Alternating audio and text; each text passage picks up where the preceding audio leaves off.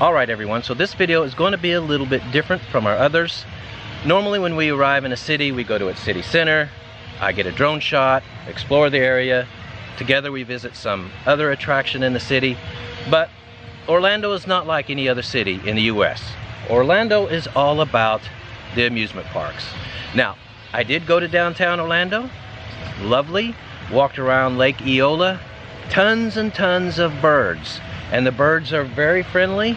They will come right up to you. Very nice. I tried to get drone shot of Orlando's downtown, but the whole area is under a flight restriction because of an airport that's right there, so I didn't get the drone shot. But in any case, when we came to Orlando, the idea was we were going to review a resort and what it's like to live on a resort or stay at a resort while in Orlando, and answer an even bigger question: is it worth coming to Orlando at this time of the year? Off season, January, February. Now, initially the answer was a big yes. We booked the resort and online it was only $56 a night. It wasn't really just $56 a night because they charge a bunch of fees and taxes, bumped it up to $86. But we were looking at pictures of the resort and we thought, wow, that's still really cheap, so we'll do it. Now when we got here, they threw another $22 resort fee on top of it, which is annoying, but still the total nightly charge was $108, which seemed pretty cheap. In addition to all these fees, they also put a $300 hold on your credit card for incidentals and I guess potential damage, she said. And also, on top of that, they make you sign a contract saying they can get you for another $500 on top of that if they determine that you have damaged the room in any way. So you're potentially on the hook for $800 before you even walk into your room. It seemed excessive, but whatever. We were here, so we signed off for the 2 nights, and our plan was to check out the resort, and if we liked it, stay an extra 2. So we went to the room, and this was our initial reaction. Oh, wow. Yeah, I want an extra day. Looks like a small apartment, doesn't it? Yes, it does. Yeah, it's a full kitchen. This place is awesome. With a dining room. So it's got a little separate living room. You have to show me how to open that balcony door. And look, we have a window seat. It has a balcony with a little table on it. Don't you want to go out there? Yeah, a second. This is awesome. And it also has... This is definitely an apartment. Yeah, it's got a separate bedroom. Did you even move it bathroom yet?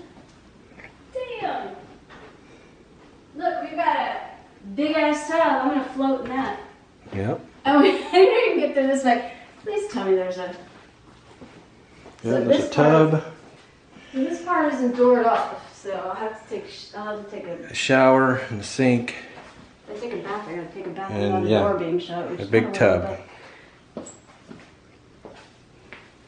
With a second sink. So yeah, this is a small apartment. In fact, it's a good small apartment. Yeah, a small apartment. Like that. Small apartment for $106 or $100? It's $108 a night.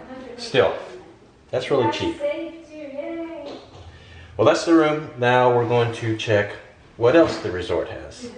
There are several pool complexes. 2 of them have just a regular pool with heated water, warm water, and hot tubs next to them. And then there is a bigger, much larger pool complex in the middle of the resort. It's got water slides, 2 good-sized pools. It's got a kiddie pool and a bar and restaurant right on the edge of it. So really cool. The resort also has like a little pond in the middle. You can take out little paddle boats. It's got tennis. It's got a basketball court. It's got beach volleyball. It's got grills so you can cook out. So far so good. And then we went into the room. Amazing. Bigger than a lot of small apartments. It's got a full kitchen, nice living room with dining room, a big bedroom with a large bathroom. And so it's pretty amazing. So we thought to ourselves, okay, we're gonna stay an extra 2 nights because this looks like a nice place to relax, so we'll take a couple days to ourselves. So I went back to the lobby and I said, yeah, we want to stay an extra 2 nights. Now there are people there who sell timeshares, and a lady there said, hey, we'll get you 2 nights free if you just go to the timeshare presentation. Now I hate those things, I've done them before, but I was weighing it in my head. All right, if we sit through 2 hours of a timeshare, we get 2 full free days. Sounds great. I mean, I don't really want to do it, but is it worth it? I guess so. So, that next day we went to the timeshare, only supposed to last 2 hours. We got there at 1:30, almost 4:30, it was finally done. Actually went almost 3 hours, and they are excruciating. I mean, they will not take no. I mean, we said no politely 4 or 5 times. You know, they keep sending people out, a different person to try to sell you on it, but it's expensive. The initial offer was for $72,000 for 10 years, and that's with a $6,500 down payment and another $500 or $600 for a fee, and then you're paying $680 a month. We were just like, no, we can't quite afford that. That's going to be a little bit much. Different people kept coming out trying to talk us into it. Finally, we got out of there. So we come back to the hotel, have a nice night in the hot tub. What they had said was, at the end of your first 2 days, come to the lobby, check out, we'll check you in for your next 2 days free. And I said, will we have to change rooms? They said, no, you will stay in your room. I specifically asked them, do we get to stay in the same room all 4 days? Yes, you do, was their answer. So that third morning, I wander over there about 10:15 so I can check out and recheck in. The lady pulls up our information. Her name is Ann, and she was the manager. She was, I wrote it down. She was the front desk manager. Her name was Ann. She she gets this look on her face. She says, oh yeah, we need that room for someone else. You need to be out of there by 11. It's 10:15. We're completely unpacked. My answer was, we were told that we would not have to change rooms. Well, they shouldn't have told you that, was her answer. And you've got to be out of here, or out of that room in 45 minutes so we can start cleaning it. And if you don't, we're going to charge you late fees. I mean, I'm livid. But I rush back to the room. The wife and I pack our crap. We're done at 5 to 11. And we go back. Of course, I'm angry. I said, I want to talk to a manager. Okay, well, he'll come out in a bit. He never came out. His name was Wayne Clark, supervisor, never came out to talk to us.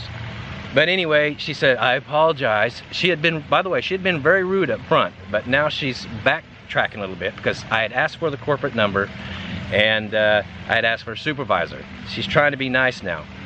But she said, we'll have your next room ready within an hour. 3.5 hours later, 2:30, they finally had our room ready. So that third day, that's supposed to be our free day, is basically ruined because we didn't get back and unpacked till after 3. I just can't get over how bad an experience it's been with this place. We sat through their presentation, and all they talked about was hospitality and how their service was great and how this, their place is superior to any hotel. It's not been our experience. And I mean, what can we say? This is our last day. We're just going to try to relax and then get out of here. But I have to tell you, I will never come to a diamond resort again. And this place, Liki Tiki Village, here in Orlando, is an awful place. It looks great. If it was run by better management, it would be awesome. But if they're willing to lie to your face like they did, I don't know why anybody would want to stay here. And it's funny, as we went to the hot tub last night, and we talked to an elderly lady who has been a Diamond Resort member for 30 years, and we told her about the experience, and she said, don't do it.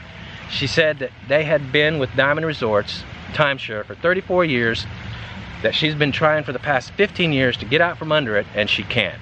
She also told us about how the price keeps going up year after year after year. Now, one of the things that they had told us during the timeshare presentation is that it never goes up.